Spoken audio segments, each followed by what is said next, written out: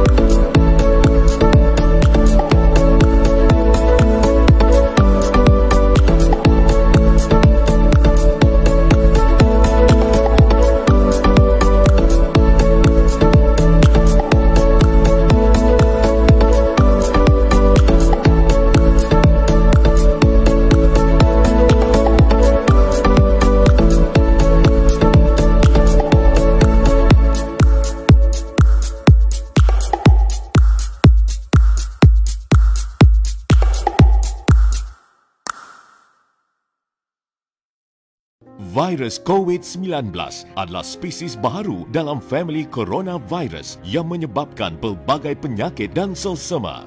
Tanda awal virus COVID-19 adalah demam yang berpanjangan dalam tempoh 14 hari, batuk berterusan dan kesukaran bernafas. Jika terdapat tanda-tanda awal, jangan panik. Amalkan langkah awal dari terkena jangkitan. Kerap membasuh tangan. Jangan sentuh mulut, hidung dan mata ketika tangan kotor. Elak berdekatan dengan pesakit. Hindari ke tempat awam ketika tidak sihat. Tutup mulut dan hidung ketika bersin. Anda juga dinasihatkan tidak mudah mempercayai berita yang tidak sahih. Elakkan berita palsu. Dapatkan info di portal sebenarnya.my. Tak pasti, jangan kongsi. Bagaimana COVID-19 merebak? Situasinya begini. Terdapat 4 watak dalam situasi ini, iaitu Ali, Bob, Chen dan Dewi. Ali telah dijangkiti COVID-19. Ali mudah untuk dikesan kerana menunjukkan gejala jangkitan pernafasan. Ali keluar berjumpa Chen. Mereka bersalaman. Peluang untuk Chen dijangkiti sangat tinggi. Chen juga berpotensi menjangkiti orang lain. Ali dan Chen mudah dikenal pasti melalui pengesanan kontak, dikuarantin dan dirawat. Dalam perjalanan Ali untuk berjumpa Chen, Ali terbatuk ke arah Bob dan berlakunya jangkitan COVID-19 kepada Bob tanpa disedari. Masalah di sini, bagaimana untuk mengesan Bob dan kontak Bob? Bob dan kontaknya tidak sedar yang mereka telah dijangkiti dan berpotensi menyebarkan COVID-19 kepada orang lain walaupun tidak bergejala. Jika Bob dan kontak Bob mula menunjukkan gejala COVID-19 dalam tempoh 14 hari, mereka wajib ke pusat saringan serta mendapatkan rawatan. Rantaian jangkitan COVID-19 dapat diputuskan. Dewi pula hanya duduk di rumah membeli barangan keperluan atas talian dan berkomunikasi dengan rakan melalui alat telekomunikasi. Jika Dewi keluar rumah dan tidak mengamalkan langkah-langkah pencegahan, Dewi juga mungkin mendapat jangkitan. Tempoh 14 hari merupakan inkubasi COVID-19. Langkah pencegahan yang boleh diambil adalah kerap cuci tangan dengan sabun dan air atau gunakan hand sanitizer. Jarakkan diri sekurang-kurangnya 1 meter daripada individu lain. Hadkan interaksi dengan orang lain, termasuk ahli keluarga atau rakan. Langkah-langkah pencegahan adalah penting untuk memutuskan rantaian jangkitan COVID-19.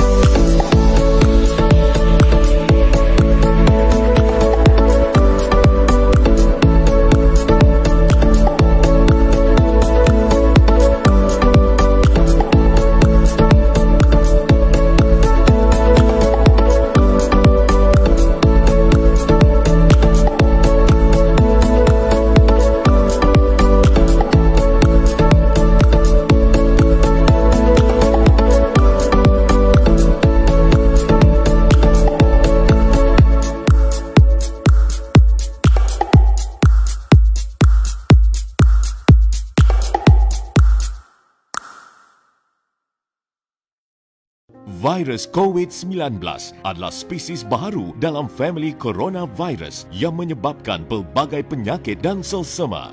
Tanda awal virus COVID-19 adalah demam yang berpanjangan dalam tempoh 14 hari, batuk berterusan dan kesukaran bernafas. Jika terdapat tanda-tanda awal, jangan panik. Amalkan langkah awal dari terkena jangkitan. Kerap membasuh tangan. Jangan sentuh mulut, hidung dan mata ketika tangan kotor. Elak berdekatan dengan pesakit. Hindari ke tempat awam ketika tidak sihat. Tutup mulut dan hidung ketika bersin. Anda juga dinasihatkan tidak mudah mempercayai berita yang tidak sahih. Elakkan berita palsu. Dapatkan info di portal sebenarnya.my. Tak pasti, jangan kongsi. Bagaimana COVID-19 merebak? Situasinya begini. Terdapat 4 watak dalam situasi ini, iaitu Ali, Bob, Chen dan Dewi. Ali telah dijangkiti COVID-19. Ali mudah untuk dikesan kerana menunjukkan gejala jangkitan pernafasan. Ali keluar berjumpa Chen. Mereka bersalaman. Peluang untuk Chen dijangkiti sangat tinggi. Chen juga berpotensi menjangkiti orang lain. Ali dan Chen mudah dikenal pasti melalui pengesanan kontak, dikuarantin dan dirawat. Dalam perjalanan Ali untuk berjumpa Chen, Ali terbatuk ke arah Bob dan berlakunya jangkitan COVID-19 kepada Bob tanpa disedari. Masalah di sini, bagaimana untuk mengesan Bob dan kontak Bob? Bob dan kontaknya tidak sedar yang mereka telah dijangkiti dan berpotensi menyebarkan COVID-19 kepada orang lain walaupun tidak bergejala. Jika Bob dan kontak Bob mula menunjukkan gejala COVID-19 dalam tempoh 14 hari, mereka wajib ke pusat saringan serta mendapatkan rawatan. Rantaian jangkitan COVID-19 dapat diputuskan. Dewi pula hanya duduk di rumah membeli barangan keperluan atas talian dan berkomunikasi dengan rakan melalui alat telekomunikasi. Jika Dewi keluar rumah dan tidak mengamalkan langkah-langkah pencegahan, Dewi juga mungkin mendapat jangkitan.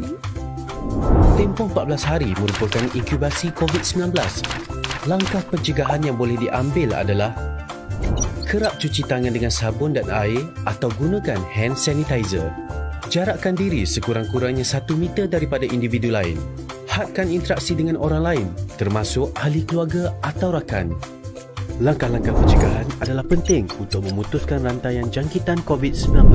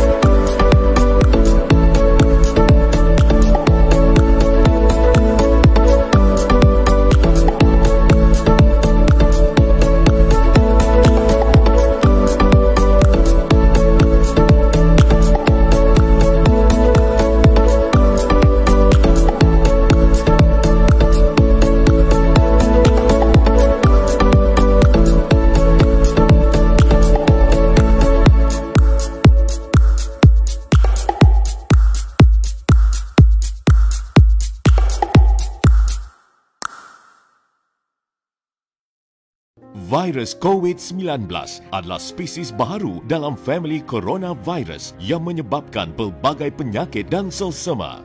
Tanda awal virus COVID-19 adalah demam yang berpanjangan dalam tempoh 14 hari, batuk berterusan dan kesukaran bernafas. Jika terdapat tanda-tanda awal, jangan panik.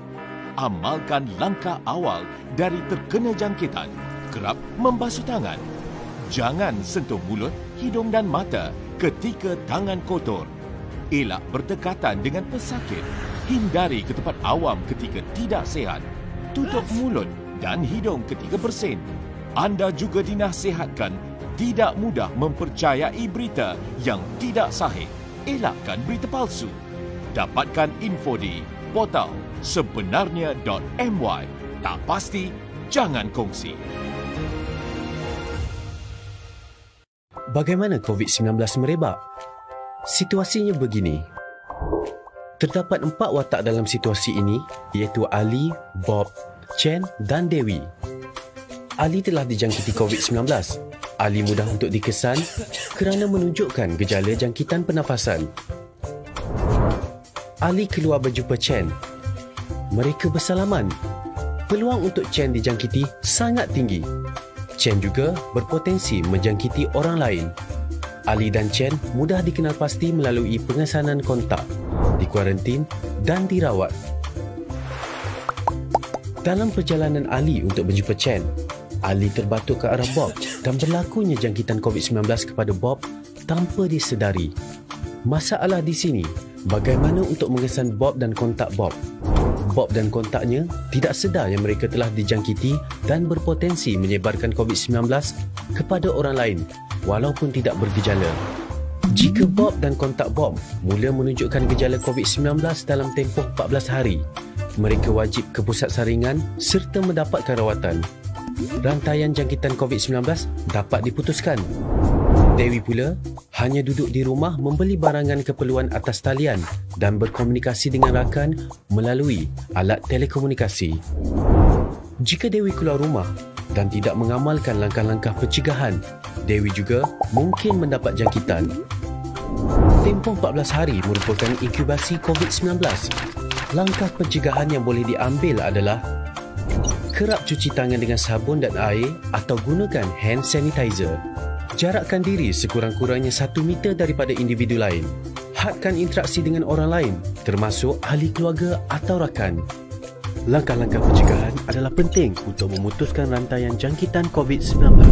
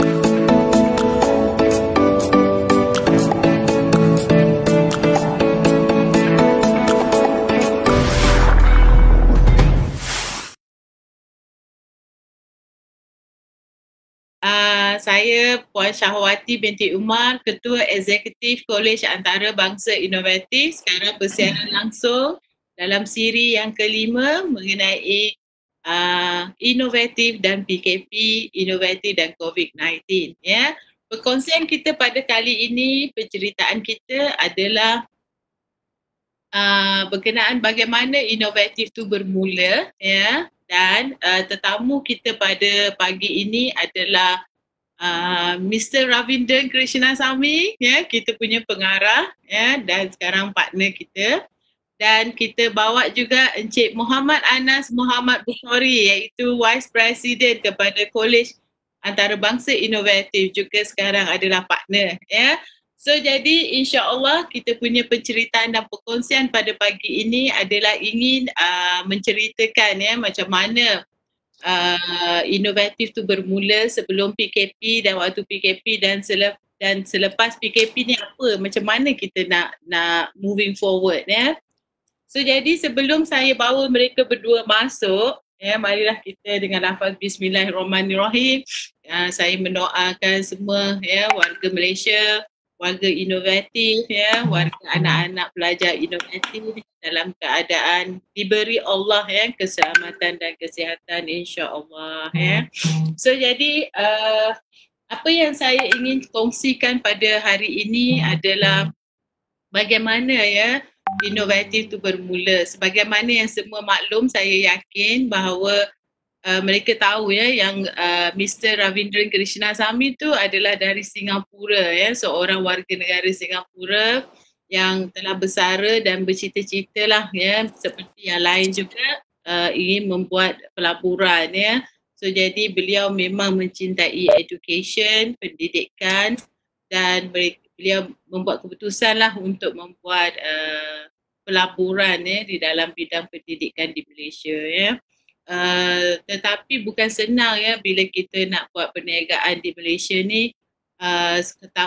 terutamanya kalau kita tak faham tak faham budaya, tak faham compliance yang ini nanti Mr. Ravindran akan berkongsi lah dengan kita dengar macam mana cerita dia Saya just nak menceritakan sebelah saya bagaimana mereka berdua ini membantu inovatif daripada penceritaan saya So jadi apa yang saya nak kongsikan di sini untuk memastikan kejayaan inovatif sebagai semua orang tahu sebab saya dah berkongsi sebelum ni yang kita mempunyai beberapa gelombang yang di mana kita nak tutup dan untuk meyakinkan Mr. Ravi untuk terus melabur di dalam inovatif ini bukan satu perkara yang senang juga sebab kalau tengok kan hala tuju inovatif pada waktu 2010, 2011, 2012 tu bukan satu perjalanan yang mudah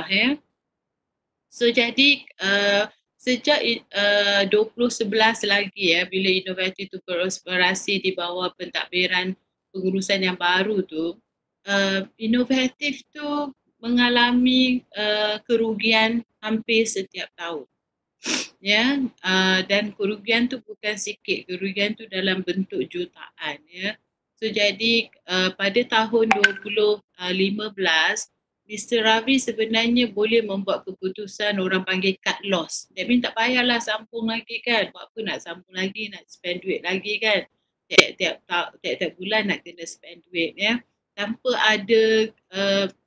orang cakap ada kepastian lah yang perniagaan tu boleh berjalan dengan baik So jadi saya rasa kagum lah dengan Mr. Ravi apa yang ada dan perjuangan yang dia ada dalam diri dia. Apabila saya masuk, orang kata nampaklah daya juang saya tu. Saya ni banyak lah yang orang kata semangat untuk berjuang tu tinggi kan. Tetapi perjuangan saja pun dia tak boleh nak bawa inovatif tu ke level yang lebih jauh Sebab walaupun saya selalu yakin yang inovatif ni akan boleh go through waktu susah ni dan boleh melalui waktu-waktu yang payah ni dan boleh berjaya. Pada waktu tu saya rasa semua orang pun tak percaya Dan pada tahun 2014 bila Encik Muhammad Anas, Muhammad Bukhari orang kata masuk ke dalam inovatif lah bersama dengan kita saya mendapat seorang kawan rakan yang saya rasa saya boleh bersama kita orang mencari idea macam mana nak positionkan balik semula inovatif ni supaya kita boleh go through waktu-waktu yang susah tu. Pada waktu tu kita tak adalah sangat memikirkan untuk buat untung ke apa-apa. Kita memikirkan lebih macam mana nak manage cash flow kita ni kan. Macam mana nak ada cukup duit. Bayangkan every year pada waktu tu kita dah negatif juta-juta dan bayangkan bulanan dia macam mana So jadi kita ni memang susah lah, macam-macam yang kita buat dan macam-macam yang kita fikirkan. Pada sebelah satu side kita fikirkan macam mana kita nak manage kita punya cash flow supaya kita boleh manage supaya staff boleh bayar gaji, ya. Dan yang pada satu side macam mana pula kita nak make sure kita boleh cari student, kita boleh cari pelajar, kita boleh dapat pelajar yang ramai, ya.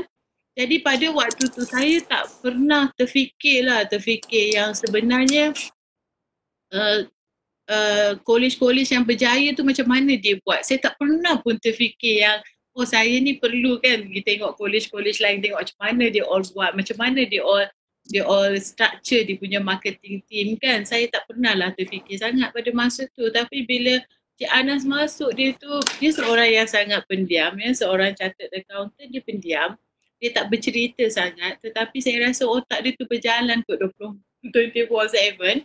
So jadi dia secara diam kan, dia pergi cari tahu siapakah ejen yang terbesar di Malaysia. Bayangkan, ya. So jadi pada dia, kalau college tu nak moving forward, nanti mungkin dia akan berkongsi lah dengan kita macam mana dia nampak inovatif kan. So macam mana college tu nak moving forward, kita kena juga mempunyai hubungan dengan ejen-ejen terbesar di Malaysia. Ya. So jadi macam mana nak membuat hubungan dengan ejen-ejen terbesar di Malaysia kan. Masa tu inovatif tak adalah satu yang sangat bergaya sangat, ya. Satu college yang boleh memberi satu orang kata benda yang sangat bagus kepada pelajar dan masyarakat dekat luar tu, ya. Sebab kita college kecil je kan. Tapi tak, pada Encik Anas tak. Dia pergi cari, dia jumpa dan mereka tu bersetuju untuk bekerjasama dengan Kolej Antarabangsa Inovatif. Itulah starting point, masa Encik Anas masuk. Cara dia berfikir tu jauh ke depan. Cara dia berfikir tu di luar daripada kita punya kotak pemikiran kita, ya. So jadi pemikiran yang macam ini membantu saya, ya, membantu juga saya untuk mampu berfikir di luar kotak juga. Sebab pada masa tu saya tak tahu lah, Allah tu bagi ada satu rasa tau, macam saya percaya dan yakin tau dengan Cik Anas tu.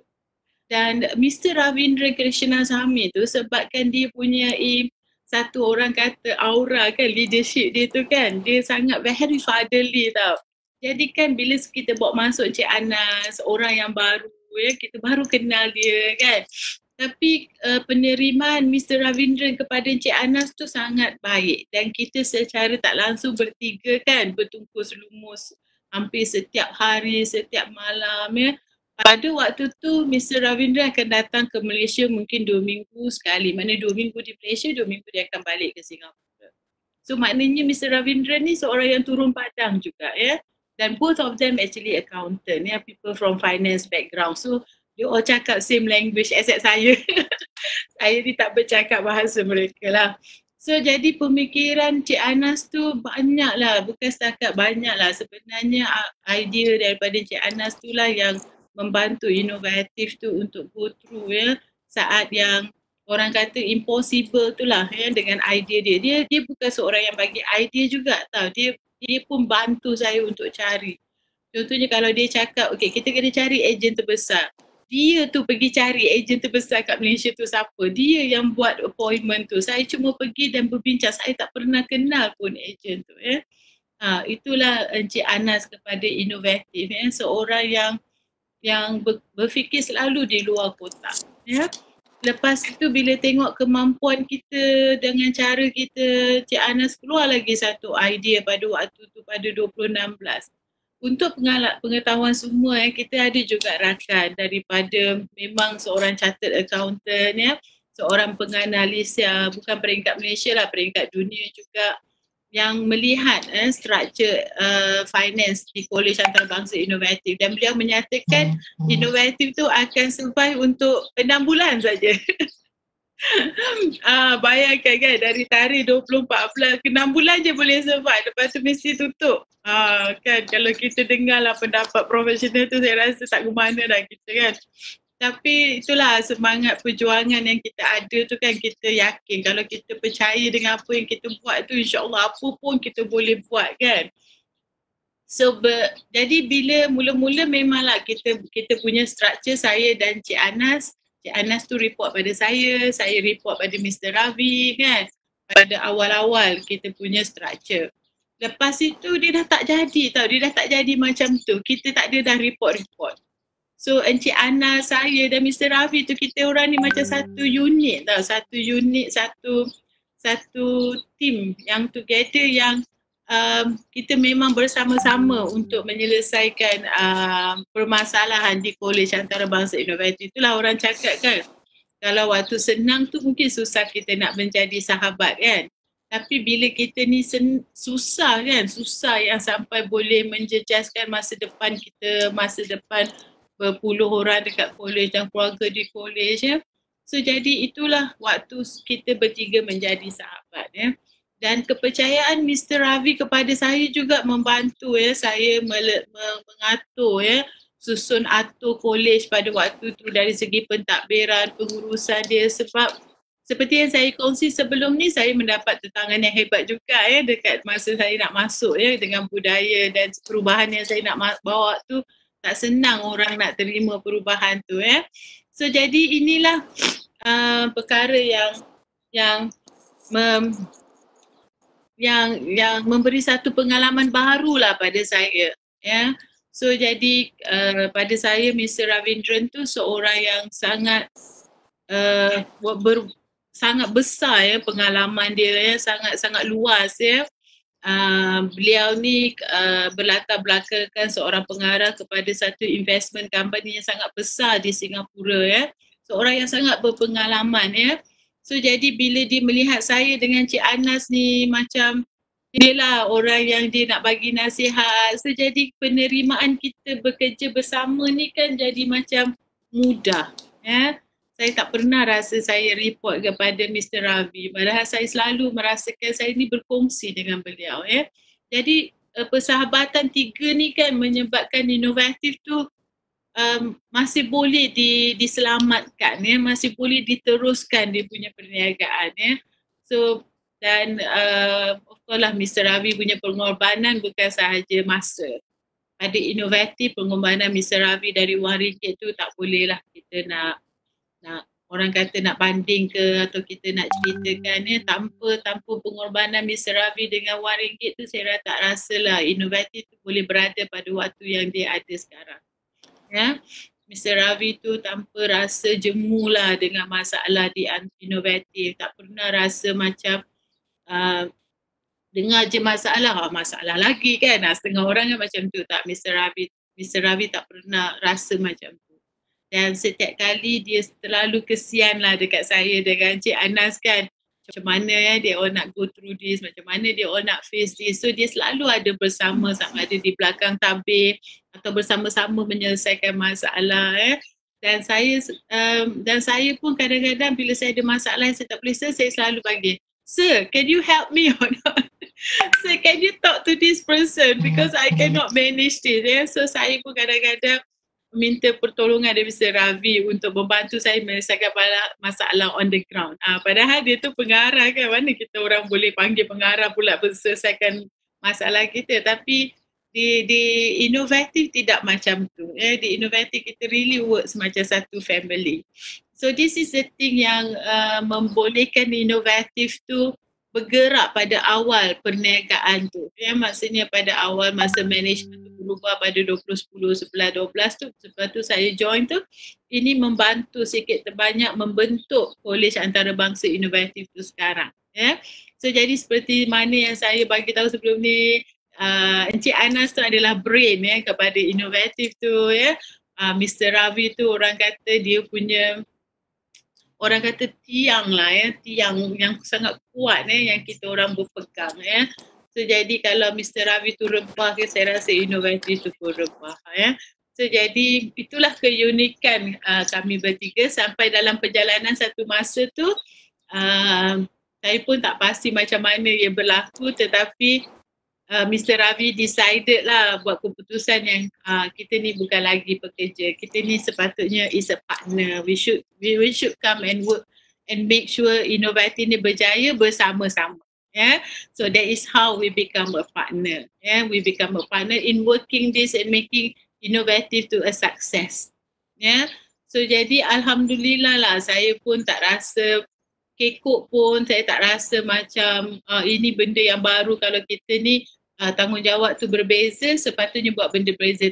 Tak ada. Yang masih sama, saya punya tanggungjawab, saya punya cara sama, Cik Anas pun sama, Mr. Ravi sama, cuma kita lebih rasa selesa apabila kita bekerja tu, kita rasa kita bertiga ni adalah partner. Maksudnya kita tak ada rasa saya kena menjawab dekat you, saya kena report dekat you. Kita tak rasa macam tu. Dan respect yang kita ada kepada satu sama lain tu actually membantu kita untuk respect dengan idea yang berbeza.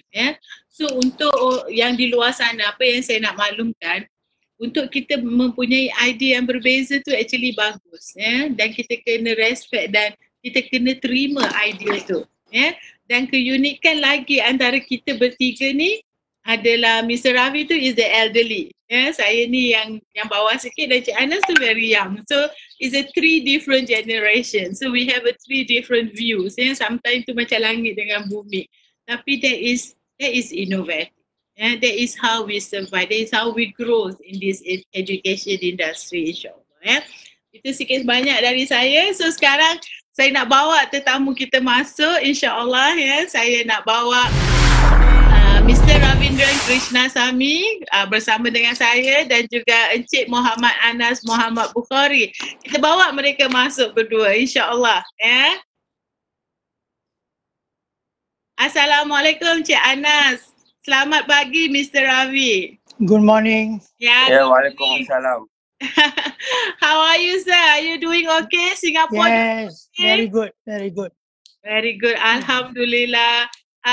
Untuk makluman semua kita punya viewer pada hari ni yang menonton pada pagi ni, Mr. Ravi ni kita akan cuba berkomunikasi sedikit dalam bahasa Melayu tapi mostly kita akan bercakap dalam bahasa Inggeris. Saya rasa is okay for everyone kan.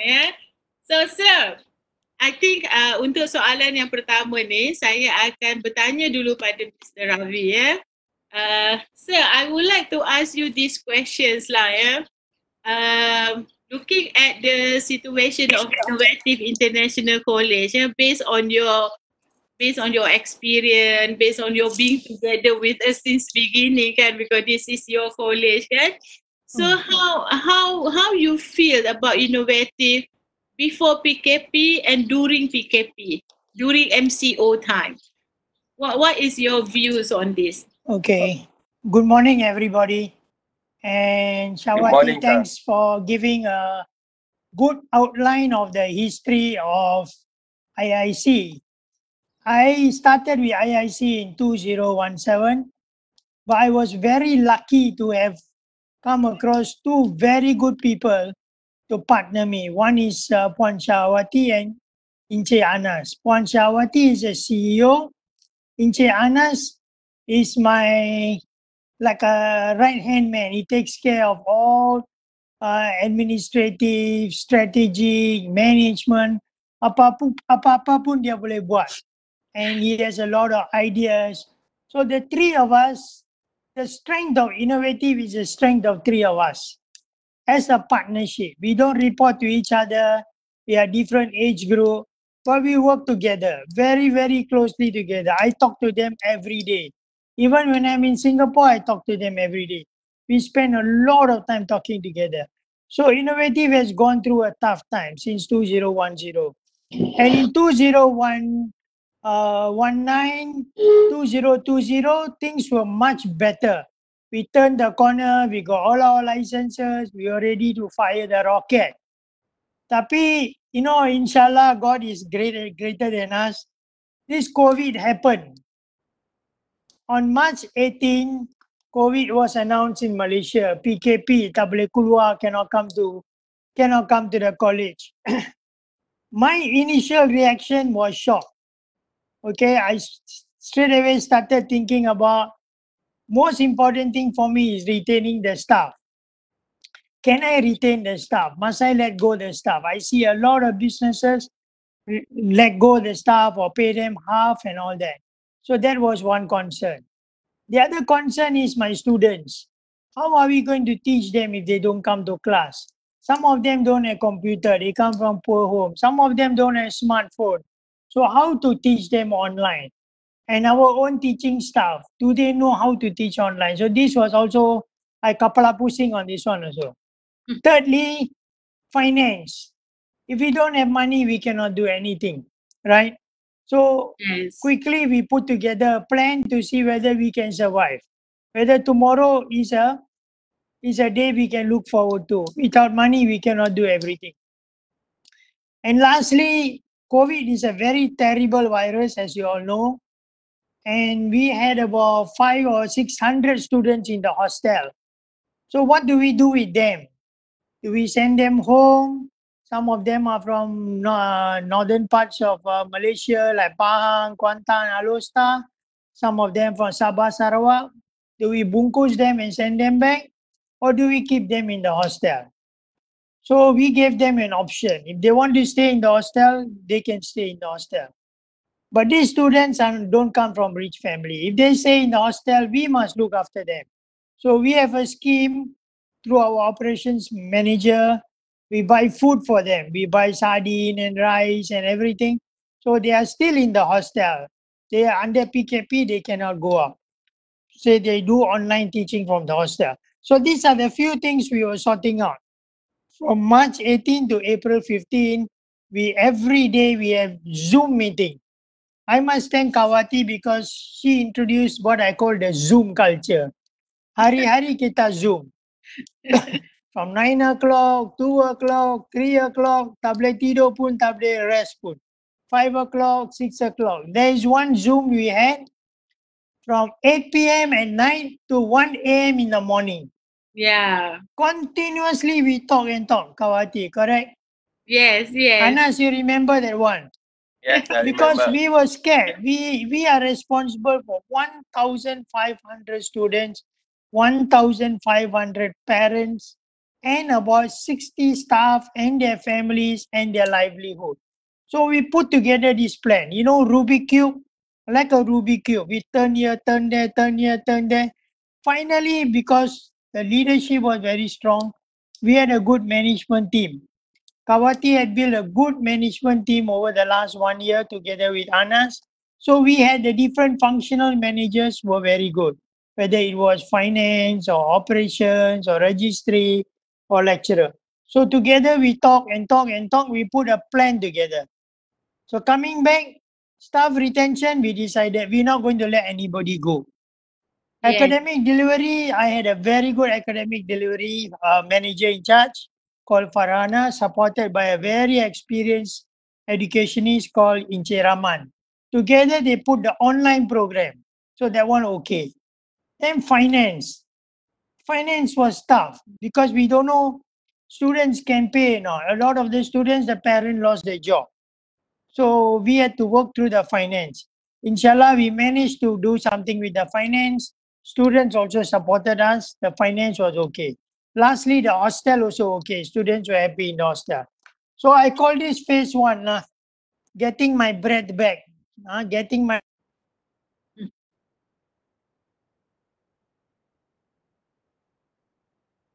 in phase one. So things got very settled.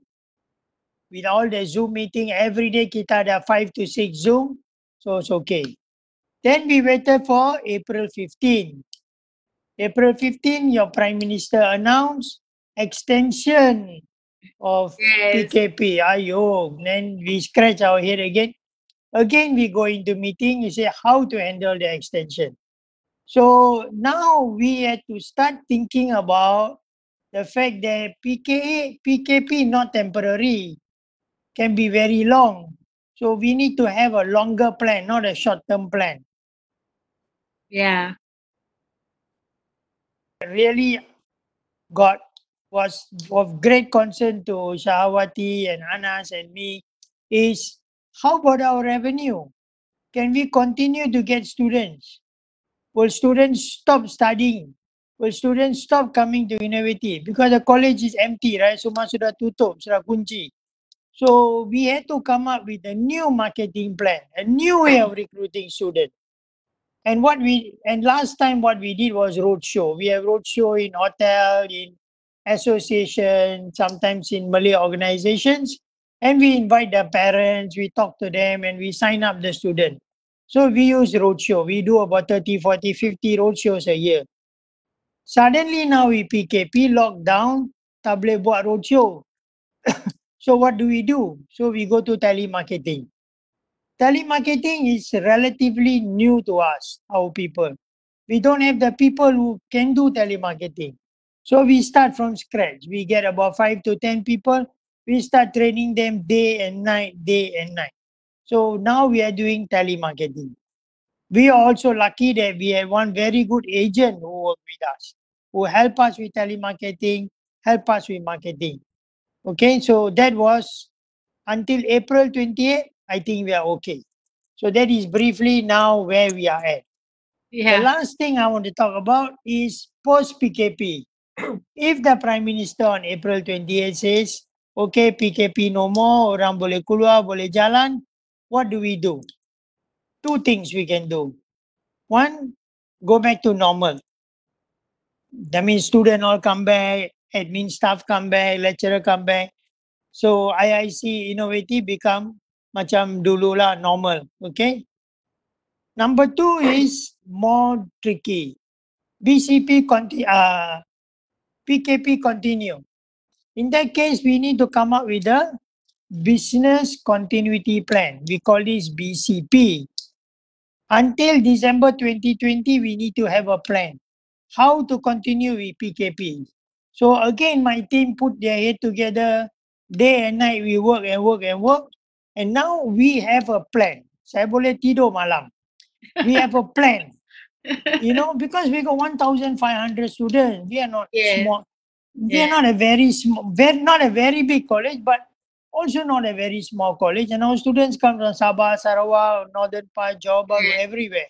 So we owe them a responsibility. For us, for my team, Shawati and Anas, the most important thing is the human element.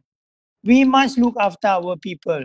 If we don't make money, it's okay, everything is okay, but the people are important. So we come out with a new business continuity plan. So today I'm half smiling because we almost have a plan that can take us to December 2020. So on April 28, if the PM says, oh, we want to extend one more year, we are okay. We can handle. Okay?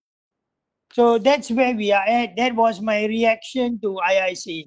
But one thing I want to emphasize, whatever business you do, whatever you do, or even in your family, the most important thing is the people around you who will support you.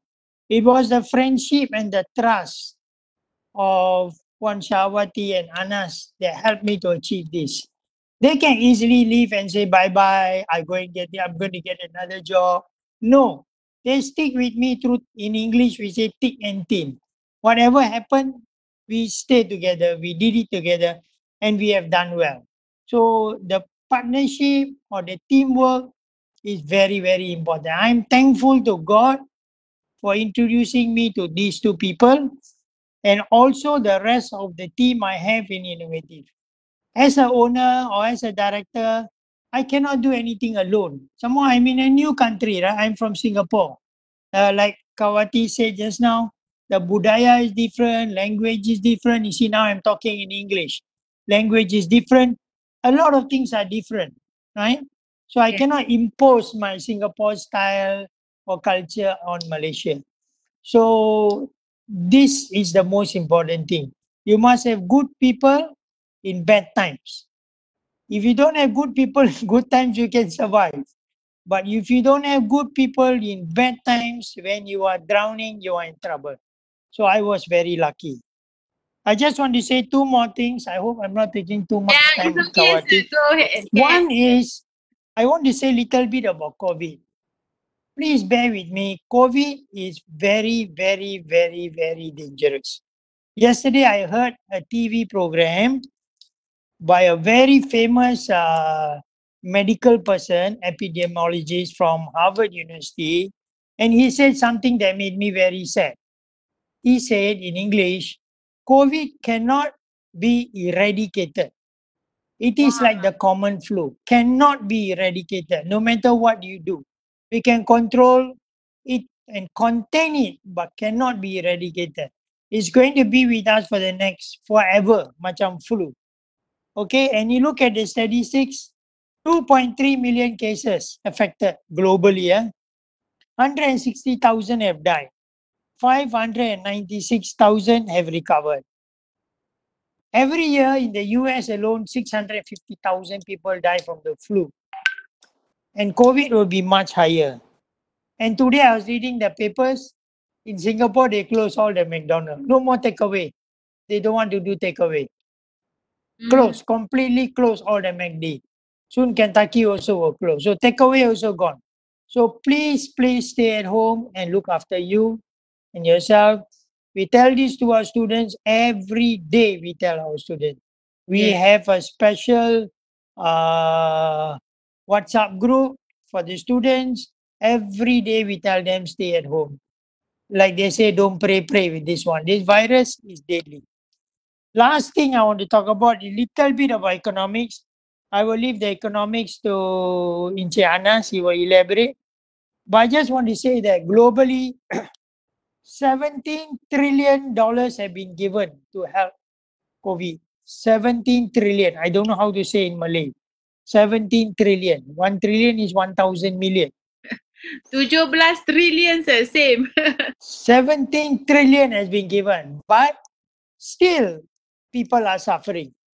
And 22 million people in USA don't have a job. Tak ada kerja. Where can they go? They got family, they got children, they got old people to look after. And next year, the World Bank says the gross domestic product of the whole world will shrink by 3%. But for me, lastly, the saddest thing is the people who are most affected are the small businesses. The guy in the market, the tailor, the cobbler, all these got to close up because when they come back after COVID, they cannot do the business. They cannot restart their business. So it is a tremendous economic impact. So any government got to tackle both the virus and the economic. So that is a challenge of the government. And we, at least in the college, we try our best to tackle the virus. We make sure all the students are disciplined, lecturers are disciplined, staff are disciplined. And then on the finance, we do the best we can. Our aim is to keep the college afloat. Like I said, I keep saying the same thing. Our 1,500 students, our staff are very, very important to us because I consider the whole of IIC as one family, satu keluarga, yeah. Everybody is important, whether you're office boy or CEO. So we are one family. We will survive together as a team with a lot of cooperation. Okay, I think I've spoken enough. I better hand over to, Okay, thank you very Encik much. Anas. I Yeah. hope that was useful, Syahwati. Yeah, very good. Very good sharing, sir. Thank you very much. It's a very You're welcome. informative. Yeah, it's something yang kita semua boleh dapatkan manfaatnya dari penceritaan Mr. Ravi ni ya. Dan sikit sebanyak kita boleh melihat siapa di belakang di belakang inovatif siapa di belakang kami yang membantu, yang memastikan kita mendapat sokongan yang kuat So insyaAllah, terima kasih Mr. Ravi. So now I would like to ask Encik Anas, Encik Muhammad Anas Muhammad Bukhari, seorang chartered accountant sangat berpengalaman dalam bidang finance dan adalah Vice President kepada Kolej Antarabangsa Inovatif dan beliau juga adalah partner insyaAllah So jadi kita nak tanya pendapat beliau beliau mengikuti perkembangan ekonomi perkembangan finance So jadi kita rasa Encik Muhammad Anas ni adalah orang yang paling sesuai lah untuk kita tanya soalan ni berkenaan dengan inovatif dan seterusnya bagaimana inovatif nak moving forward Encik Anas. Encik Anas, soalan dia macam ni Encik Anas. Bolehkah Encik Anas berkongsi sedikit lah pada pandangan Encik Anas masa kita nak first time nak close pada 2014, 15 dan 16 tu.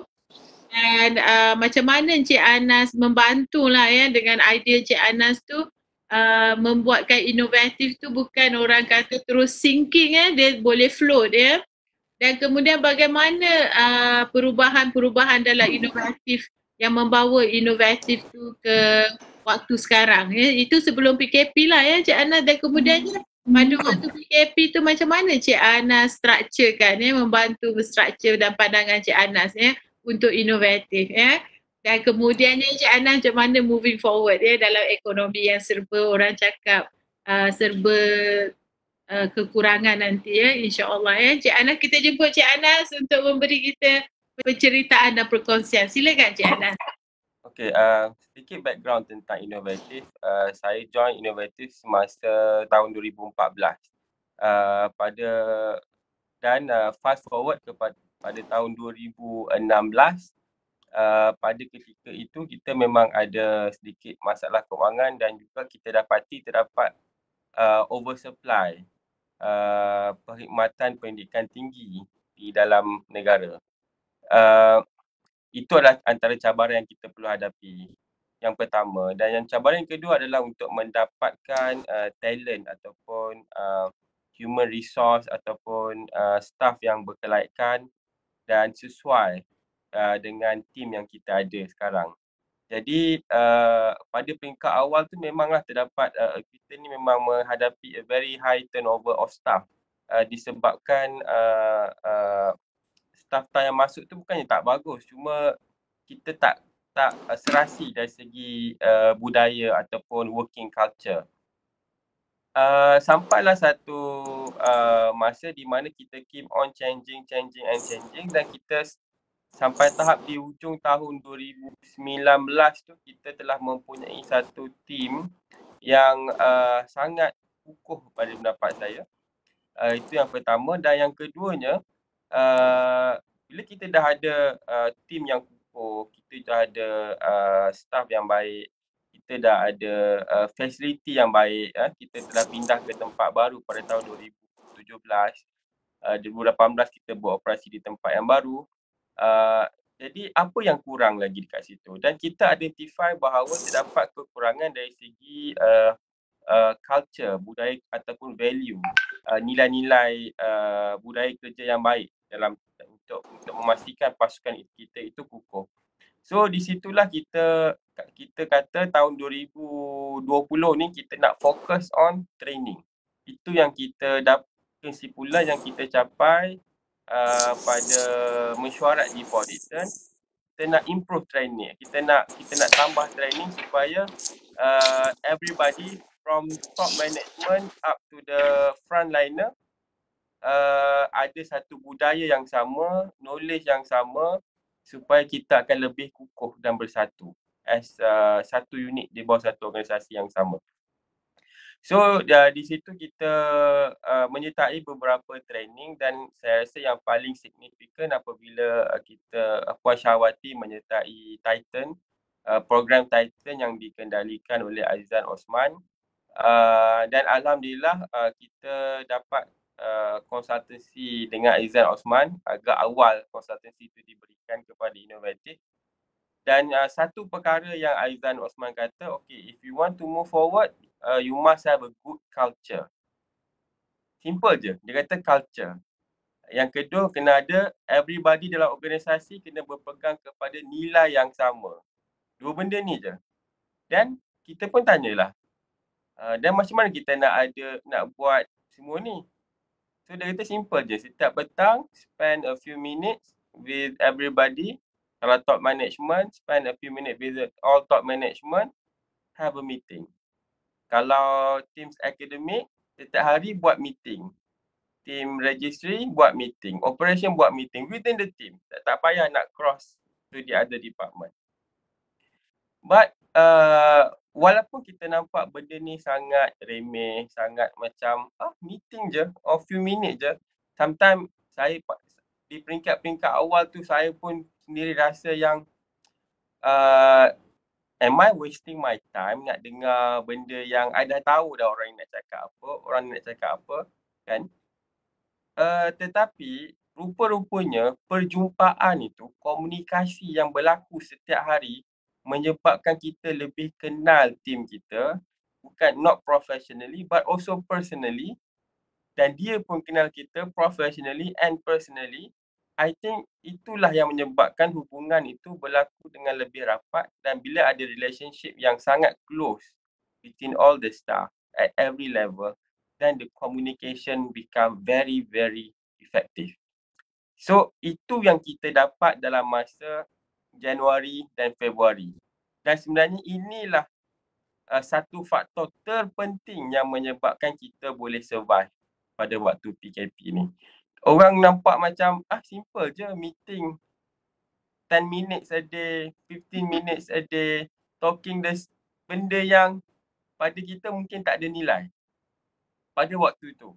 Tapi sekarang bulan 4, kalau saya tengok balik pada bulan 1, bulan 2, kalau itu tidak berlaku, kita tidak akan ada satu perasaan untuk bersatu di masa krisis.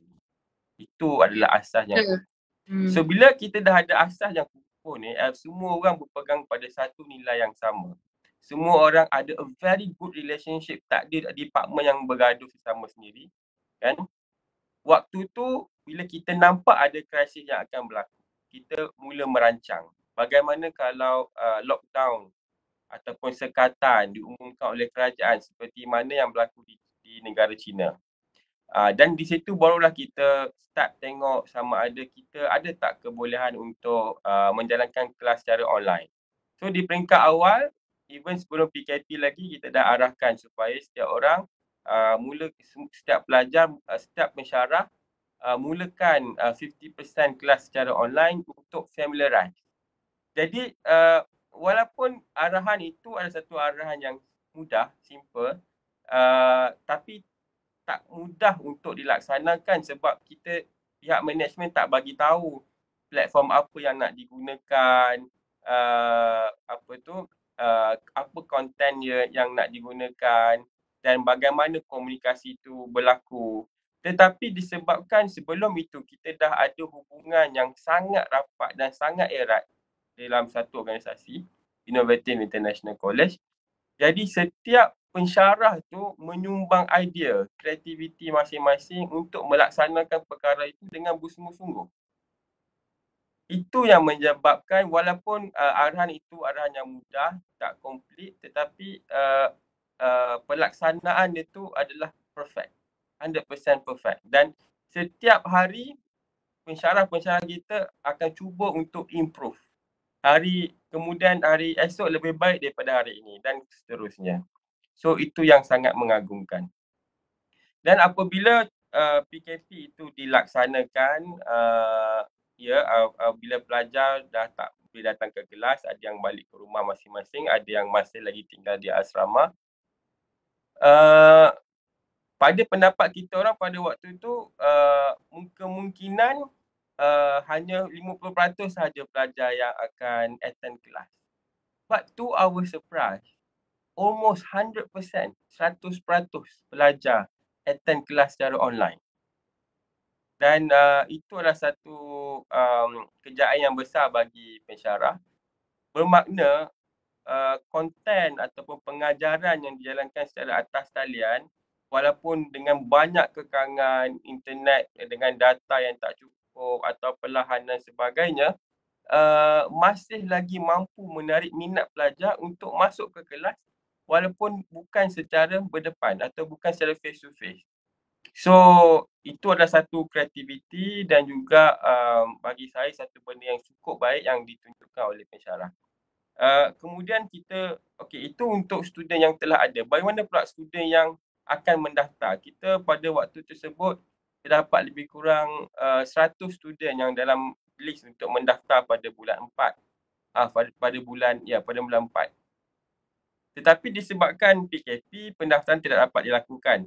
Dan satu lagi saya nak rakamkan ucapan setinggi-tinggi tahniah kepada tim pendaftar dan juga akademik yang berkolaborasi untuk menjalankan pendaftaran dan orientasi secara atas talian. Dan pada waktu yang sama, kita pun, sebagai manusia biasa, kita pun ada sedikit perasaan skeptikal. Betul ke boleh berjaya ke kan? Tapi disebabkan tak ada cara lain lagi dah untuk kita buat. Kalau tak, marketing tak boleh nak berjalan. Dan ramai orang yang akan terkesan dengan ejen yang takkan dapat komisionnya, dengan staff marketing yang akan ada masalah dari segi masa depan kerja masing-masing. So kerja mesti berjalan. Jadi disebabkan oleh tim registry dan akademik yang sangat hubungan yang sangat kukuh, maka mereka come up dengan satu inovasi baru di mana pendaftaran dan orientasi boleh dijalankan secara online. Itu lagi satu pada saya satu hasil inovasi yang lahir bukan disebabkan kita management ni pandai ataupun sumbangan di management, tapi tak sebenarnya hasil daripada relationship ataupun kerjasama yang kukuh di antara beberapa department. Jadi jabatan-jabatan ini pada asalnya dulu masa saya masuk ke Inovatif tahun 2015, setiap jabatan buat hal sendiri. Tapi sekarang everybody berkolaborasi dan hasilnya adalah satu inovasi yang sangat menarik yang boleh membantu menyelesaikan masalah kita. So disebabkan oleh kita sudah ada platform untuk mendaftar dan orientasi pelajar secara online, kita juga bertanya pelajar-pelajar apakah yang perasaan bila diorang ni bila mendaftar dan belajar dan juga berorientasi secara online. Dan boleh dikatakan 100% pelajar berminat dan rasa benda ni satu perkara yang menarik sebab sekarang ni pada waktu PKP, setiap pelajar duduk di rumah, tak boleh keluar, tak boleh jumpa kawan dan kebanyakan merasa sangat bosan. Jadi apabila dapat bersama rakan-rakan, belajar di dalam kelas secara maya, ini satu benda yang sangat menarik bagi pelajar. Dan rata-rata kebanyakannya berpuas hati. Jadi itu menyebabkan pihak ejen kita dan juga marketing boleh terus menjalankan operasi, terus menjalankan proses pemasaran secara atas talian dan juga telemarketing dan dalam masa yang sama dapat mendaftarkan pelajar. Jadi pelajar ni pun tidak perlu menunggu UPU ataupun IPTA untuk buka. Jadi masa yang ada ini boleh terluang, boleh digunakan untuk belajar dan juga grad nanti lebih awal daripada rakan-rakan mereka yang menunggu keputusan UPU ataupun menunggu institusi lain untuk buka. So pada pendapat saya, berbalik pada soalan Puan Syawati tadi, where we are now is because of everybody in the college get together dan menyelesaikan krisis ini bersama-sama. Jadi itulah rahsia kejayaan yang sebenarnya. Okey, bercakap tentang perkara selepas PKP, of course kita tahu yang dia tidak akan sama seperti dahulu because kita dah tahu hasil daripada analisis Bank Negara pun mengatakan yang kita mungkin akan ada pertumbuhan negatif dan beberapa ramalan-ramalan institusi yang lain. Jadi kita perlu bersedia lebih awal. Jadi pada pendapat saya, Inovatif International College dan juga organisasi berasaskan keuntungan yang lain, pada tahun 2020 ni bukanlah tahun untuk kita menumpukan kepada keuntungan. Tahun 2020 adalah tahun untuk kita bersama-sama dengan masyarakat untuk memberikan produk-produk yang membolehkan mereka untuk mendepani cabaran COVID-19. Okey, apa maksud saya sebenarnya? Sebagai contoh, apabila kita perlu melakukan penjarakan sosial walaupun selepas PKP, jadi permintaan terhadap produk berasaskan digital akan meningkat dengan tinggi. Kita akan dapati yang produk berasaskan seperti penghantaran barang secara online, kedai secara online akan meningkat.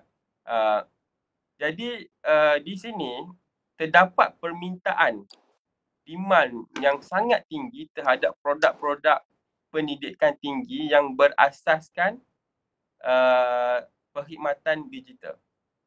Jadi itu adalah satu perkara yang inovatif perlu ambil kira because bila ekonomi, lanskap ekonomi ini telah berubah, jadi rakyat memerlukan ilmu yang baru untuk membolehkan mereka mendepani cabaran-cabaran yang baru. So di sinilah terdapatnya peluang kepada Innovative International College untuk membantu masyarakat memberikan ilmu yang penting kepada masyarakat untuk membolehkan mereka mendapatkan pendapatan dalam situasi dan lanskap ekonomi yang baru ini. Itu satu. Dan yang kedua, apabila kita ada satu lanskap ekonomi yang baru, terdapat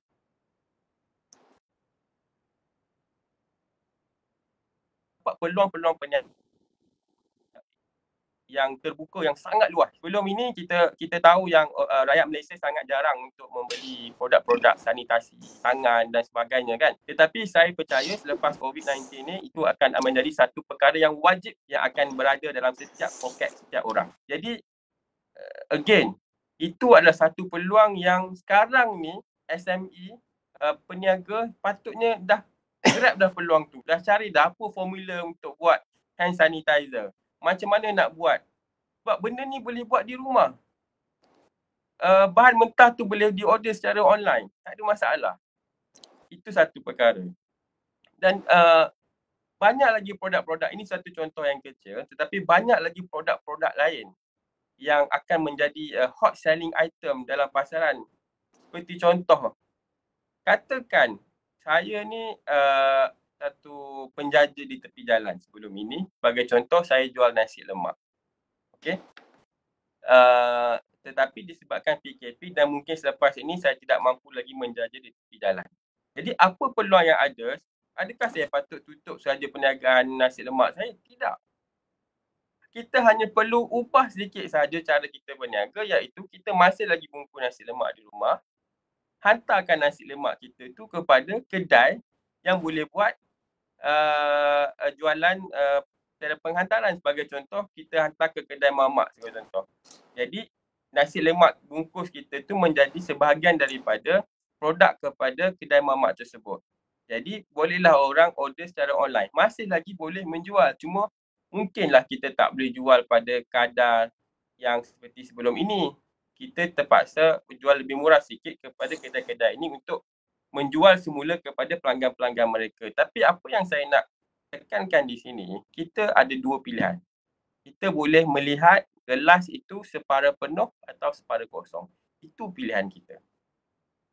Okay, dan konsep yang sama boleh di-apply kepada keseluruhan industri-industri yang lain. Itu saja Puan. Okey. Okay, Cik Ana, terima kasih. Wah, perkongsian yang sangat panjang. Saya rasa kita boleh faham ya macam mana inovatif tu boleh berdiri waktu yang sangat orang kata sangat susah ni ya. Sebabkan adanya kesatuan dia punya members ya, dia punya warga inovatif tu sendiri ya. Pada pandangan Cik Ana, inilah intipati sebenarnya kenapa inovatif tu masih lagi berdiri. Bukan sahaja disebabkan saya ke Mr. Ravi ke Encik Ana saja, tidak ya. Dia adalah kerana mereka semua di dalam inovatif tu bersatu hati, bersatu tenaga, bersatu idea. Orang kata bersatu, orang kata satu jiwa untuk pastikan inovatif ni boleh go through waktu PKP ni dan selepas PKP ni dengan berjaya, insya-Allah juga bersatu hati nak menjaga para pelajar kita ya. So jadi tadi Cik Anas bercerita dengan kita pasal boleh berniaga daripada rumah. Menarik juga ya Encik Anas. Sebenarnya dekat kawasan saya Encik Anas ada dulu kita macam ala pakcik-pakcik kan, takkan nak pakai internet, takkan nak pakai teknologi kan. Tapi kalau dia tak berniaga, dia tak ada makan tau mereka ni ya, yang jual sayur ya, yang jual cili ataupun jual hasil-hasil kebun kan. So orang dekat kawasan saya yang memang dia berniaga tepi jalan tu, apa yang dia buat? Kita orang ni memang ada WhatsApp group ya, WhatsApp group community. Jadi dia punya market tu memang community kita saja. So jadi untuk tak tahulah daripada idea mana agaknya kan, sebelum barang dia busuk, terbiar ke apa, dia pun pergilah hantar WhatsApp dekat semua orang. Cakap, oh saya ada jual pisang, saya ada jual pucuk baku, saya ada jual serai kan. So jadi hari yang pertama tu macam kita rasa, oh boleh juga ya order, sebab sebenarnya waktu PKP ni Saya pun malas nak keluar rumah. Saya rasa nak suruh orang keluar rumah pun malas kan. Kan malas macam mana, kita risau kan, takut kan, tak tahu dengan siapa kita berhubung, dengan siapa kita berjumpa kan. Lepas tu saya pun start order. Wah, very effective, very efficient. Saya order, dia hantar, saya bayar duit, tak berinteract pun sangat. So lepas itu dia improve. Ya, dia dah tak lagi dah order dalam WhatsApp, dia hantar je, lepas tu bila you klik dia pergi ke WhatsApp dia. Wah, dah canggih dah. Lepas tu semalam masa saya order, nak cerita dengan Cik Ana dengan Mr. Ravi, when I try to order yesterday, they told me habis. Barang habis.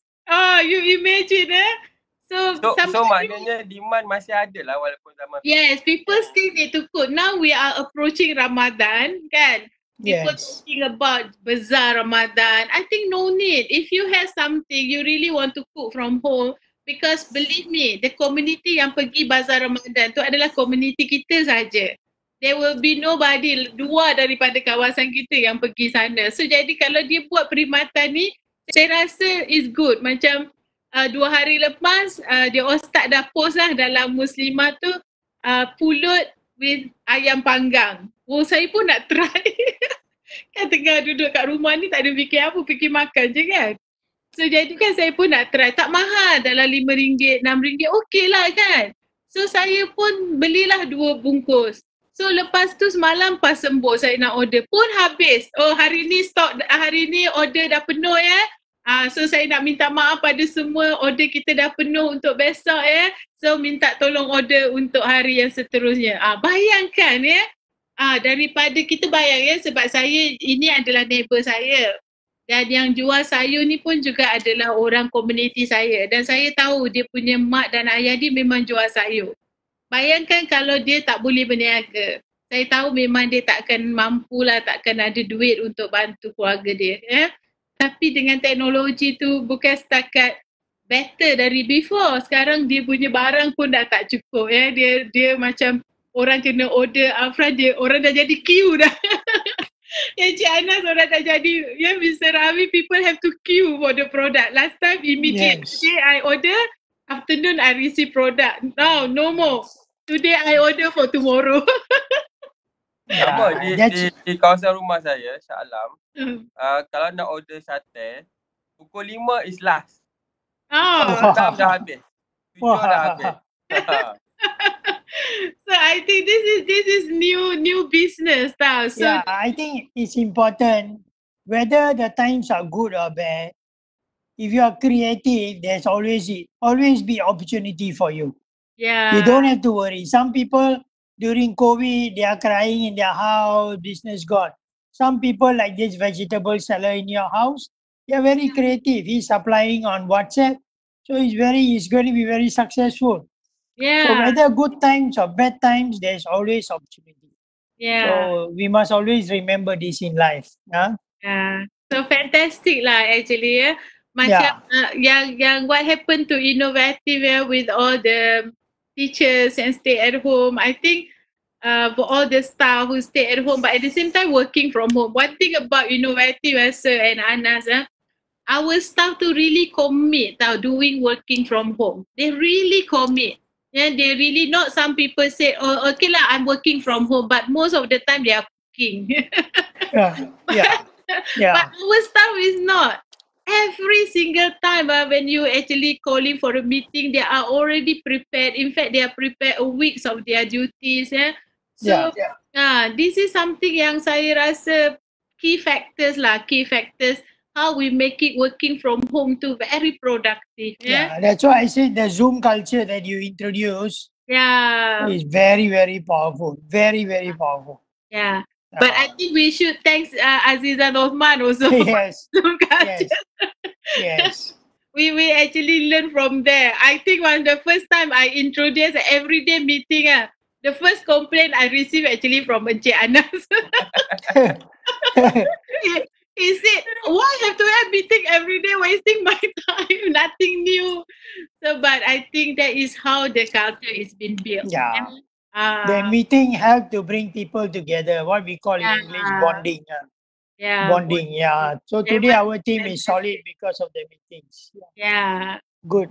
We everybody want to survive. Everybody actually want to go through this PKP and still orang kata economically tu we still have the same economy or income as before. So I think Innovative ni is doing some breakthrough lah because we together with the rest of the family of Innovative we managed to do this together. I think next time Cik Anas and Mr. Ravi people can take Innovative to do as case study lah how we actually putting things together and we managed to go through this PKP insyaAllah. Then hopefully Innovative after this PKP over or COVID-19 over, because before for everybody dekat luar sana sebelum kita PKP ni kita dah bincang-bincang kita memang nak move to a new campus we talk about upgrading to university. So saya harap kita punya impian tu kita dapat teruskan dan selepas PKP Innovative tu akan tiba-tiba menjelma dalam education industry tu dengan secara besar maksudnya wah inilah timbul daripada krisis PKP dan college a small college we stand tall dalam this education industry insyaAllah of course kita juga kena berterima kasih tau Mr. Ravi dengan Cik Anas to YEG memang kita ada internal marketing iaitu bawah pengarah marketing kita Encik Johari. Memang masa kita nak tukar Encik Johari punya mindset tu saya rasa bukan dia saja nak pengsan, tim dia pun nak pengsan kan. Tiap hari kita pergi masuk meeting dia, tiap hari kita tegur cara dia kan. Kita ni yang nak mengajar pun dah tak reti sangat kan. So jadi yang itu pun saya kagum lah untuk Johari dan tim dia kan. Macam mana dia berubah dalam waktu 2 hari tu berubah dia punya cara.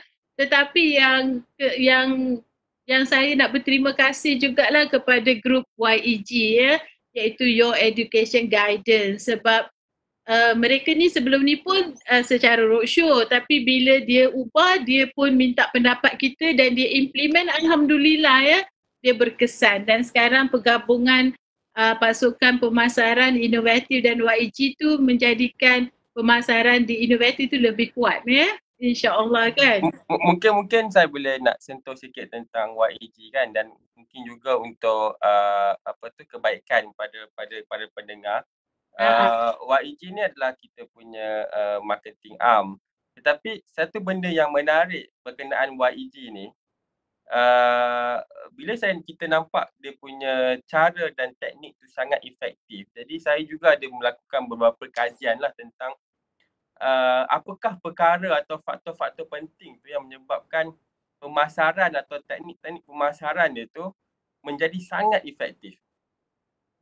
Dan selepas beberapa bulan kita buat observation, kita try dan tengok all the teknik dan sebagainya.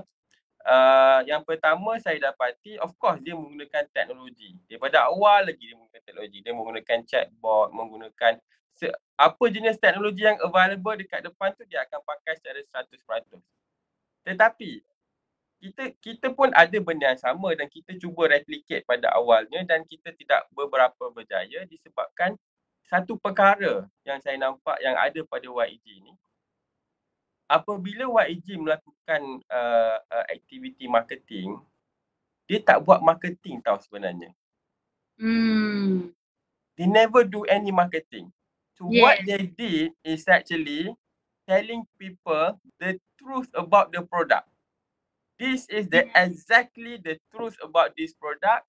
If you like it, you buy. If you don't like it, thank you very much. This is what they did.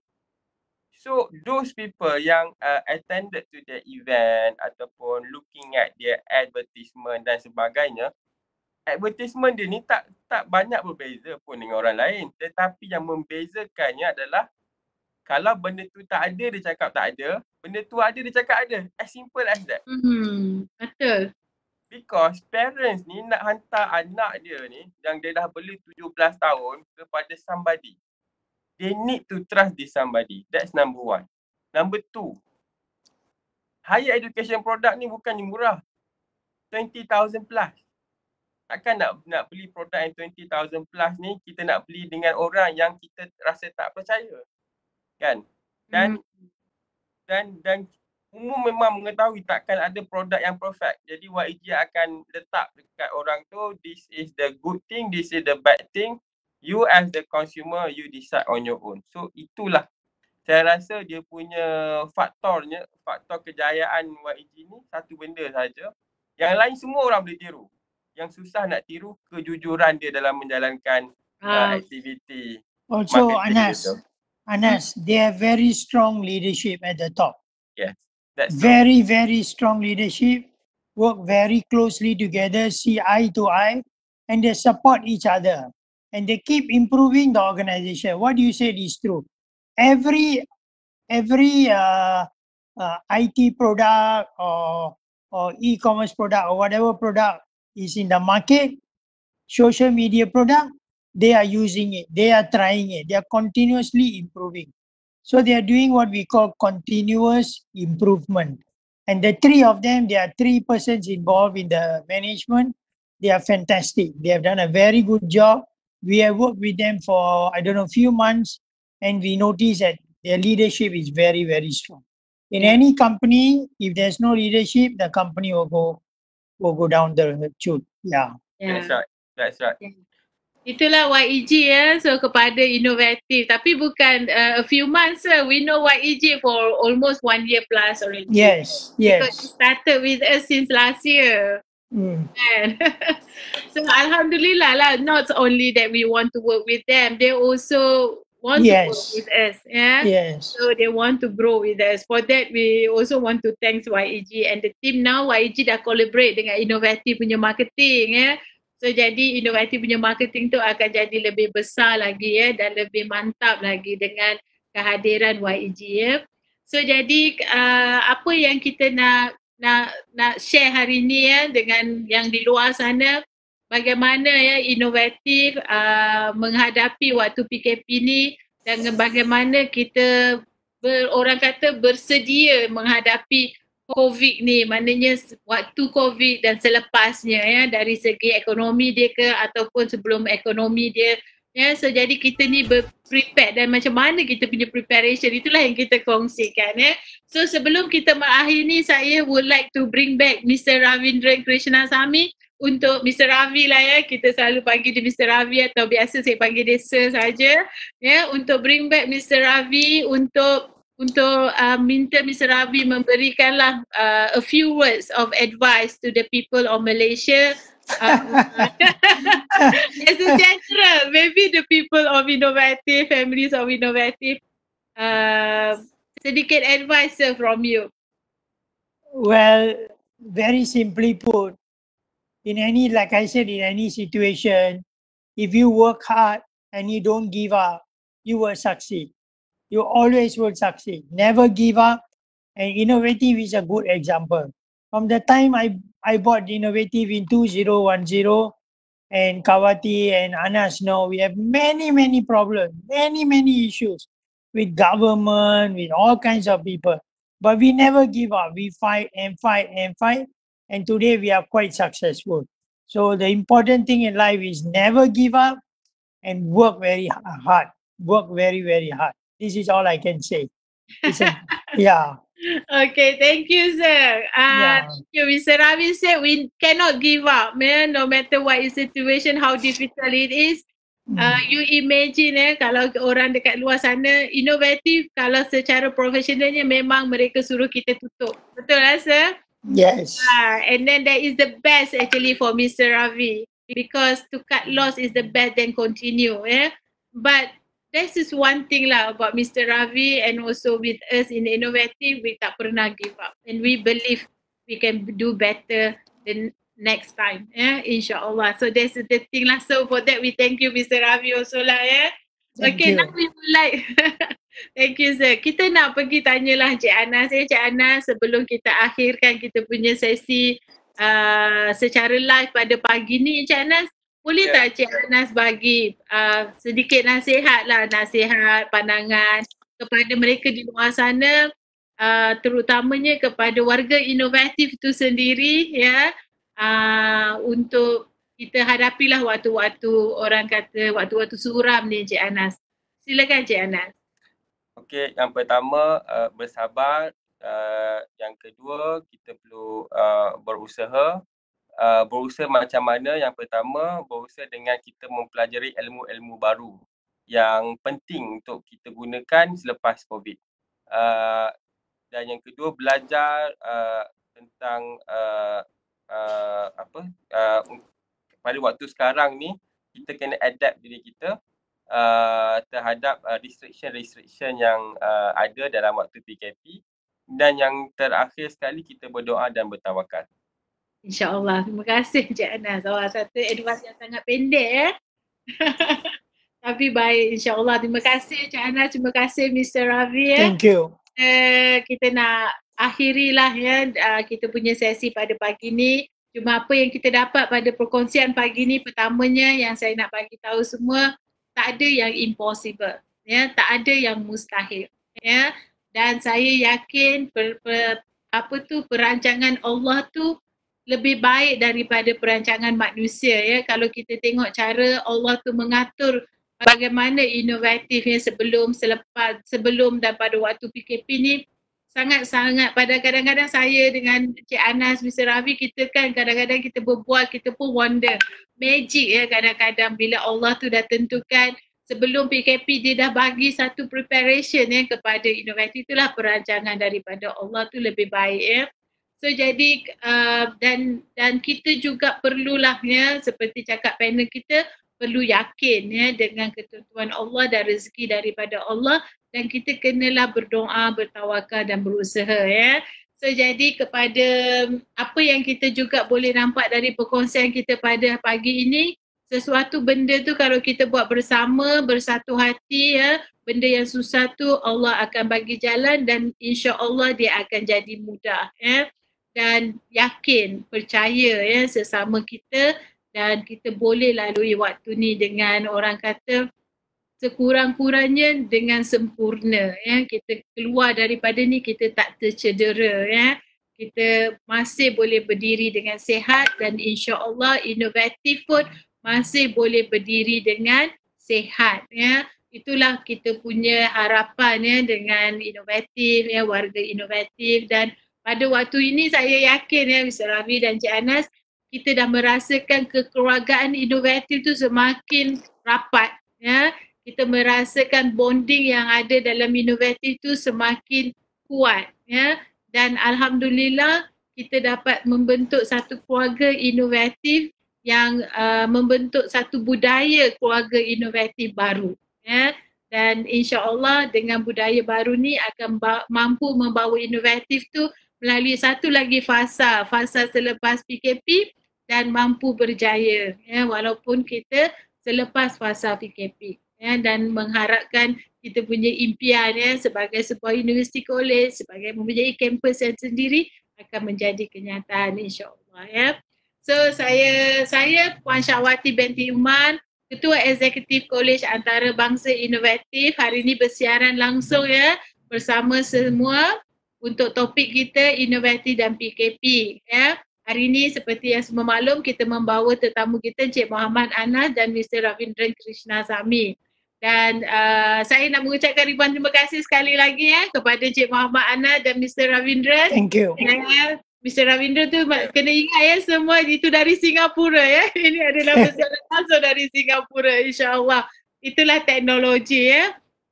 So jadi sebelum saya akhiri kita punya ni, saya ingin mendoakan keselamatan dan kesihatan kepada semua warga Malaysia, warga inovatif dan anak-anak pelajar inovatif.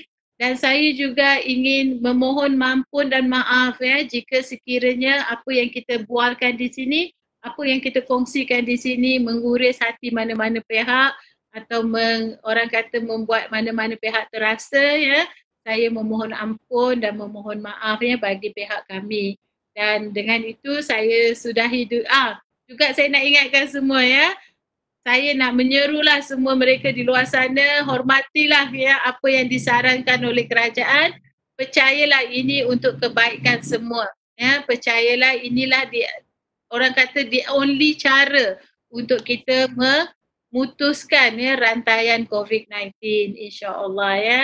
So adalah sedikit orang berita baik sikit ya, COVID-19 punya kes terkini dan terbaru pun dah semakin menurun, alhamdulillah ya, itu memberikan sedikit rasa gembira ya di hati kita insya-Allah. So dengan itu saya sudahi dulu dengan wabillahi taufiq wa hidayah. Wassalamualaikum warahmatullahi wabarakatuh dan terima kasih. Thank you. Spesies baru dalam famili coronavirus yang menyebabkan pelbagai penyakit dan selsema. Tanda awal virus COVID-19 adalah demam yang berpanjangan dalam tempoh 14 hari, batuk berterusan dan kesukaran bernafas. Jika terdapat tanda-tanda awal, jangan panik. Amalkan langkah awal dari terkena jangkitan. Kerap membasuh tangan. Jangan sentuh mulut, hidung dan mata ketika tangan kotor. Elak berdekatan dengan pesakit. Hindari ke tempat awam ketika tidak sihat. Tutup mulut dan hidung ketika bersin. Anda juga dinasihatkan tidak mudah mempercayai berita yang tidak sahih. Elakkan berita palsu. Dapatkan info di portal sebenarnya.my. Tak pasti, jangan kongsi. Bagaimana COVID-19 merebak? Situasinya begini. Terdapat 4 watak dalam situasi ini, iaitu Ali, Bob, Chen dan Dewi. Ali telah dijangkiti COVID-19. Ali mudah untuk dikesan kerana menunjukkan gejala jangkitan pernafasan. Ali keluar berjumpa Chen. Mereka bersalaman. Peluang untuk Chen dijangkiti sangat tinggi. Chen juga berpotensi menjangkiti orang lain. Ali dan Chen mudah dikenal pasti melalui pengesanan kontak, dikuarantin dan dirawat.